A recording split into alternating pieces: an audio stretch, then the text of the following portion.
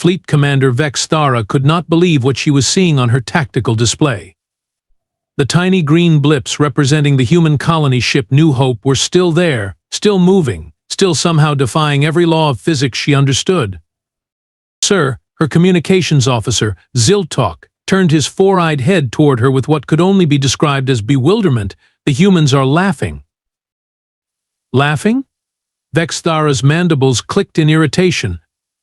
"We've been hunting them for 3 solar cycles. Their ship is falling apart. Their shields are down to 12%. What could they possibly find amusing about their inevitable destruction?" The bridge fell silent except for the steady hum of their quantum processors and the occasional beep from various monitoring stations. Through the massive viewport, the debris field of what used to be the peaceful trading station Gamma 7 drifted like metallic snow.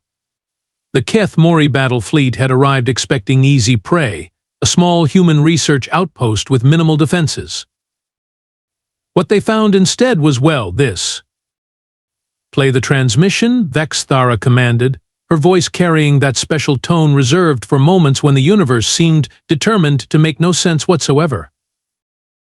The bridge speakers crackled to life, and suddenly the command center was filled with distinctly human voices.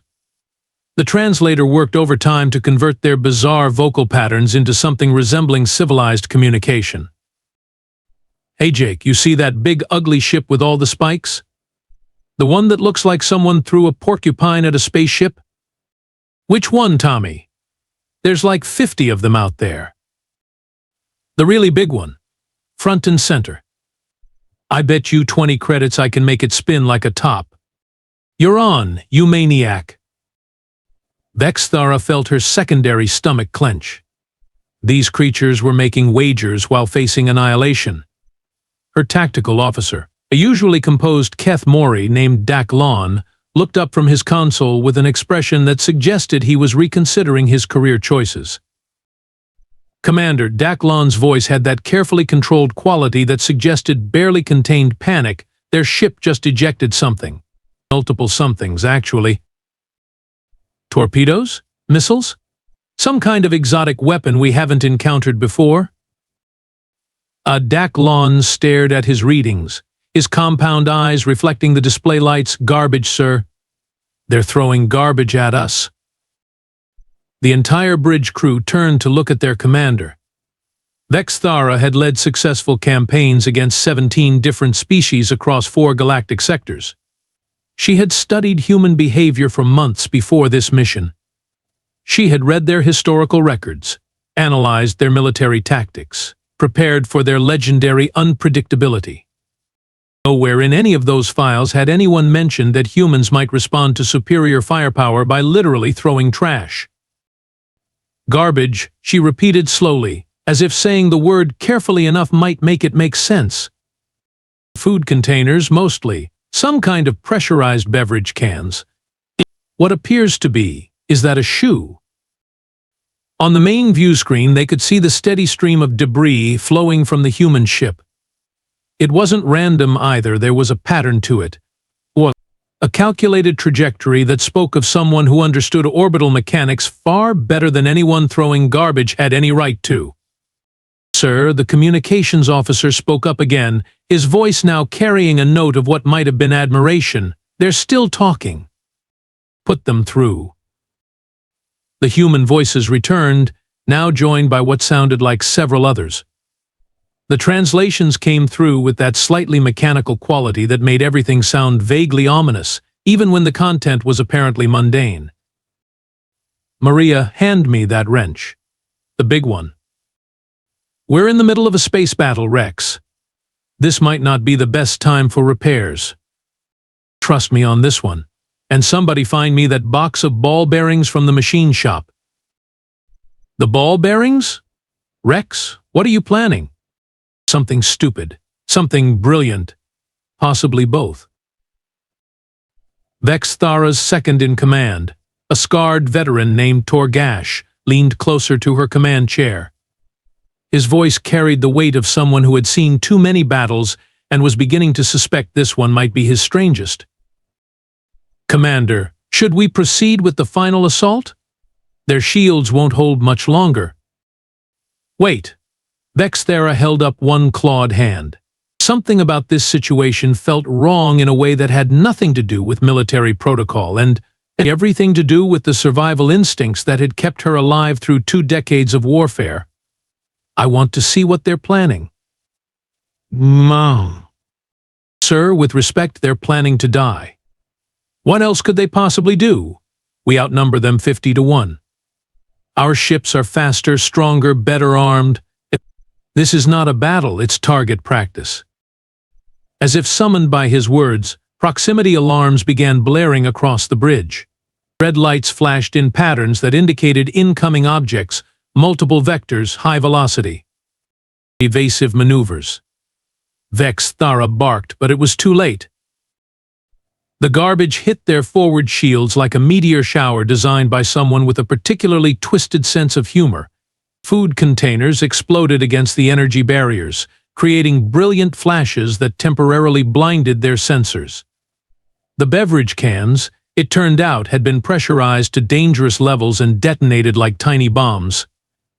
The shoe, that single, impossible shoe, somehow managed to lodge itself in the sensor array of their port weapons battery. But it was the ball bearings that really got their attention. Thousands of them, scattered in a precise pattern that turned the entire area around the human ship into a 3-dimensional minefield. Each one was small enough to slip through their shields, fast enough to punch holes in their hull plating, and numerous enough to turn their careful battle formations into expensive Swiss cheese. Report. Vexthara shouted over the sounds of impact alerts and damage control klaxons. Hull breaches on decks 12 through 16. Port weapons array is offline. Navigation sensors are reporting critical errors. And Sir Daclon paused, his voice taking on that tone again. The humans are laughing harder now. Through the chaos of alarms and flashing lights, the human voices continued their commentary. The translator was having trouble keeping up with their rapid-fire conversation, but the general tone was unmistakable. These beings were enjoying themselves. Nice shot, Tommy. You got the big one right in the nose. That's what happens when you don't duck, Space Boy. Maria, how's our engine situation? Still running, but we've got maybe 10 minutes before something important explodes. 10 minutes? That's plenty of time. Jake, start the music. What music? The good stuff. The loud stuff. If we're going out with style. Suddenly, the communications channels were flooded with what could only be described as noise. Rhythmic, pounding, aggressive noise that seemed designed to assault the auditory systems of any species unfortunate enough to hear it. The Keth'mori bridge crew winced collectively as the human battle song thundered through their speakers. Turn it off, Vexthara commanded, but her communications officer was already working frantically at his console. I can't, sir. They're broadcasting on all frequencies. It's overriding our systems. The music continued, accompanied by what sounded like humans shouting along with incomprehensible lyrics. Through it all, their casual conversation continued, now punctuated by the driving beat of their war song. Okay, everybody, Phase 2. Rex, you ready with that surprise? Born ready. Initiating manual override on the fusion containment system. The what now? Relax, Maria. I'm just going to make our reactor hiccup a little. Nothing dangerous. Define nothing dangerous in the context of nuclear fusion. Well, dangerous for them? Not for us. Probably. Vexthara felt her blood chill. All ships, emergency retreat. Maximum burn. Now. But it was too late for that, too. The human ship's reactor didn't explode. That would have been too simple, too predictable for these impossible creatures. Instead, it belched out a massive pulse of electromagnetic energy that swept through space like an invisible tsunami. Every electronic system in the Keth'mori fleet hiccuped, stuttered, and went temporarily blind. When their sensors came back online 30 seconds later, the human ship was gone. Sir, Ziltok's voice was very small. I'm picking up an FTL signature. They jumped. Jumped where? I don't know, sir. The signature is unlike anything in our databases. It's as if they folded space in a direction that doesn't exist. Vex Thara stared at the empty space where the human vessel had been. Around her, the bridge crew worked frantically to assess the damage to their fleet. Hull breaches, system failures, and one very expensive battlecruiser that was currently spinning end over end because a shoe had somehow disabled its attitude control. Commander, Torgash approached her chair with the careful steps of someone delivering very bad news. We have a problem. Only one. I count at least 47 problems, and that's just on this ship. A bigger problem, sir. Long-range sensors are detecting a massive energy signature approaching from the outer system. Multiple signatures, actually. Vex Thara's mandibles clicked in what passed for a sigh among her species. Let me guess. Human reinforcements. Yes, sir. And sir? They're not running silent. They're broadcasting on all frequencies. What are they saying? Torgash consulted his datapad, his expression suggesting he really wished he hadn't learned to read human languages. The translation is somewhat colorful, sir. But the general message seems to be that they're coming to, and I quote, show us how a real fight is done. The bridge fell silent, except for the continued sounds of damage control efforts. In the distance, space began to shimmer as massive ships dropped out of hyperspace. Ships that dwarfed even the largest Keth'mori vessels, bristling with weapons that hurt to look at and emanating energy signatures that made their best sensors weep. Sir, Daklon's voice was barely a whisper. What are your orders? Vex Thara looked at the approaching human fleet, then at her own damaged ships, then at the debris field that had once been a peaceful trading station. She thought about the laughter echoing through the comm channels, the garbage that had somehow become a weapon, and the impossible beings who threw shoes at battleships and sang while fighting for their lives. Prepare to send a message to the human fleet, she said finally. What should it say, Commander? Vex Thara's mandibles clicked in what might have been the beginning of respect. Tell them we surrender, and ask them to please turn off that music. The last thing she heard before the human dreadnought Retribution opened communications was laughter, not mocking or cruel, but the kind of laughter that comes from beings who have looked death in the face and decided to tell it a joke instead. Somehow, that was the most terrifying sound of all. The human dreadnought Retribution was absolutely massive. Vex Thara had commanded ships that could level planets, but this thing looked like it could swallow planets and ask for seconds. Its hull was a patchwork of different metals and technologies, as if someone had taken 50 different ship designs and welded them together with pure stubbornness. Commander, Communications Officer Ziltok turned from his station, his four eyes wide with something approaching panic. The human fleet commander is requesting demanding to speak with you. Put them through. Vex Thara straightened in her command chair, trying to project authority while surrounded by sparking consoles and the lingering smell of burned electronics. The view screen flickered to life, revealing a human face that looked like it had been carved from weathered stone and bad decisions. The human's hair was gray, cut short in a military style, and their eyes held the kind of cold fire that suggested they had seen too much war and enjoyed it just a little too much. I am Admiral Kate Morrison of the Terran Defense Fleet, the human said, their voice carrying across space with the kind of authority that made stars pay attention. You attacked our people. You destroyed a peaceful research station. You made them throw garbage at you like some kind of demented carnival game. Vex Thara found herself at a loss for words. The human admiral's tone suggested that of all the crimes her fleet had committed, somehow forcing humans to use unconventional weapons was the most offensive. Admiral Morrison, Vex Thara began, trying to salvage some dignity from this cosmic embarrassment. I am Fleet Commander Vex Thara of the Keth'mori Imperial Navy.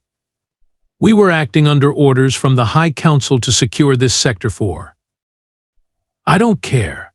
Morrison's interruption was as sharp as a blade and twice as final. Here's what's going to happen. You're going to power down your weapons, transfer your wounded to medical vessels, and then you're going to sit there and think about what you've done while I decide whether to turn your fleet into scrap metal or modern art. Admiral, with respect, we still outnumber your forces 3-1. Morrison's laugh was the kind of sound that made predators reconsider their life choices. Oh, sweetheart, you really don't understand what you're dealing with, do you? Let me introduce you to my friends. The tactical display lit up like a festival as more human ships dropped out of hyperspace. Not the massive dreadnoughts Vexthara had expected, but smaller vessels that moved with the kind of precision that spoke of crews who knew exactly what they were doing and were probably enjoying it far too much. That's the destroyer Payback under Captain Luis Valdez. He specializes in making enemy shields disappear in creative ways. The cruiser Sweet Revenge is commanded by Captain A. Foster, who once disabled an entire pirate fleet using nothing but mining equipment and what she calls aggressive creativity. And that little ship over there, the one that looks like it was built in someone's garage? Vexthara squinted at the tactical display. The vessel in question was indeed small, barely the size of a Keth'mori patrol craft, and appeared to be held together with hull patches and optimism. That's the Scrappy Doo under Captain Rex Turner. The same Rex Turner who just spent the last 3 hours making your supposedly superior fleet look like amateurs using kitchen utensils and attitude. The realization hit Vexthara like a meteor to the face. That was Captain Turner? The human we've been chasing? The very same. And Rex, being Rex, has some things he'd like to say to you personally. The view screen split, and suddenly Vexthara was looking at a human who appeared to be approximately 30 years old, covered in grease stains, and grinning like someone who had just won the lottery by setting it on fire. His hair was disheveled, his uniform was torn in several places, and there was what appeared to be duct tape holding his left sleeve together. "Hey there, Spikeface!" Turner waved cheerfully at the camera. "Nice fleet you've got there. Shame if something happened to it." "Captain Turner," Vexthara managed to say through gritted mandibles, "your tactics were unconventional." "Unconventional?" Turner's grin widened impossibly. "Lady, I haven't even started being unconventional yet." "You want to see unconventional?" "Jake, fire up the speakers again." "Rex, no," came a voice from off-screen. "Rex, yes," Turner replied with the enthusiasm of someone about to do something spectacularly inadvisable. Once again, the communications channels were flooded with human music, but this time it wasn't the aggressive battle song from before. This was something different, something that seemed designed to burrow into your brain and set up permanent residence. The beat was infectious. The melody was somehow both uplifting and menacing, and worst of all, it was catchy. "What is this?" Vexthara demanded. "This," Admiral Morrison said with visible satisfaction, "is what humans call psychological warfare. Rex discovered that your species has particularly sensitive auditory systems. That music is specifically calibrated to be absolutely impossible for Keth'mori to ignore or forget." Turner nodded enthusiastically. "It's going to be stuck in your head for weeks. Every time you try to sleep, every time you try to concentrate, you're going to hear it playing over and over and over and over. Make it stop." Torgash clutched his head with all 4 hands. "Can't do that, buddy," Turner replied cheerfully. "See, we've got these little transmitters floating around your ships now. Remember all that garbage we threw at you? Some of it wasn't garbage. Some of it was very sophisticated. Very annoying garbage that's going to keep playing our greatest hits until you either surrender or go completely insane." "Whichever comes first," Admiral Morrison added helpfully. Vexthara felt her world crumbling around her. This wasn't how wars were supposed to work. Wars had rules, protocols, accepted standards of behavior. You didn't throw shoes at enemy ships. You didn't use music as a weapon. You certainly didn't grin while doing it. What do you want? She asked, her voice carrying the weight of defeat. Simple, Morrison replied. First, you're going to withdraw all Keth'mori forces from this sector immediately. Second, you're going to pay reparations for the damage you've caused. Third, you're going to send a message to your High Council explaining that humans are not to be trifled with. And fourth, Turner added, his grin becoming positively diabolical, you're going to apologize to my crew for making us use the emergency rations. Do you have any idea how terrible military food is when you're trying to concentrate on not dying? Your terms are acceptable, Vexthara said quickly, before Turner could think of any more creative demands. Excellent. Morrison's smile was all teeth and no warmth. Rex, shut off the music. I think they've learned their lesson. The blessed silence that followed was almost as overwhelming as the music had been. Across the Keth'mori fleet, crew members slowly uncovered their auditory organs and began the process of trying to forget what they had just experienced. Oh, but before you go, Turner called out, as if he had just remembered something important. I want you to know that we've been recording this entire encounter. The part where your massive fleet got confused by garbage, the part where you surrendered to a ship held together with duct tape and stubbornness, that's all going in the official report. It's also, Admiral Morrison added with evident satisfaction, going to be required viewing at the Terran Naval Academy. Future generations of human officers are going to study this battle as an example of how creativity, resourcefulness, and a complete disregard for conventional tactics can overcome superior numbers. We're going to call it the Great Garbage Battle of Gamma 7, Turner announced. It's got a nice ring to it, don't you think? Vexthara closed her eyes and tried to imagine explaining this to the High Council. She could already see their expressions, the disbelief, the questions about how an entire battle fleet had been defeated by refuse and folk music. Commander Dak Lon approached her chair cautiously. The human ships are powering down their weapons. They appear to be withdrawing? Wait, what? Vexthara's eyes snapped open. On the view screen, Admiral Morrison nodded. We're not conquerors, Commander. We're defenders. You attacked our people. We responded appropriately. Now that you've agreed to our terms, we have no reason to continue this conflict.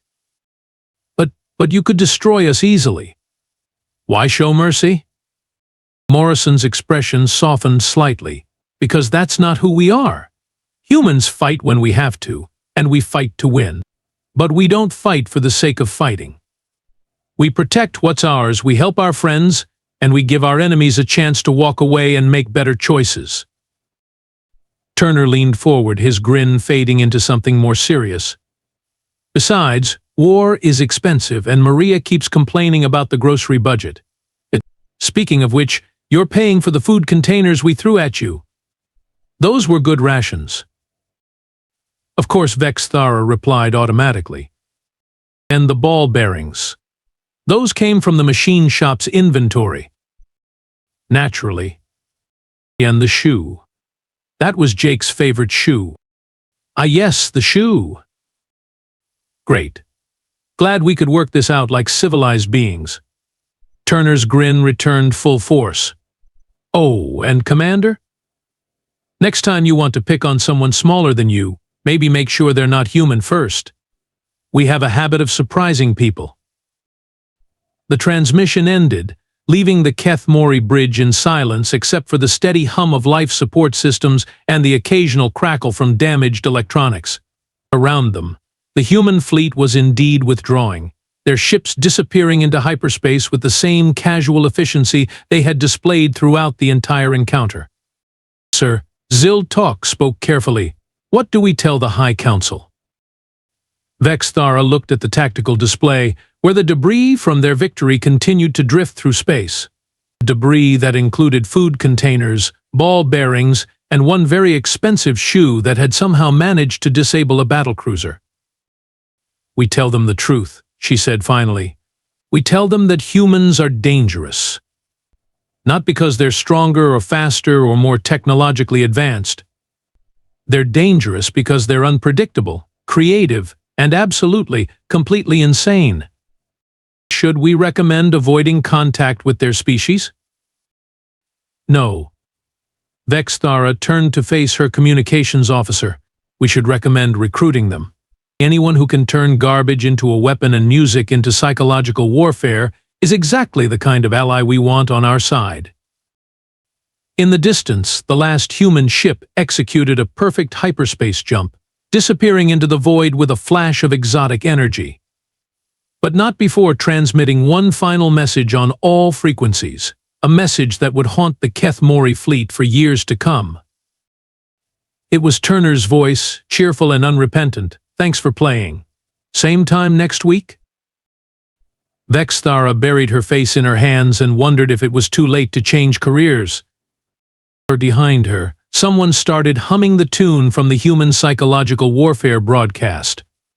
The sound spread through the bridge like a plague, and within minutes, half her crew was unconsciously tapping their feet to a rhythm that had no business being that catchy. The humans were gone, but their music remained.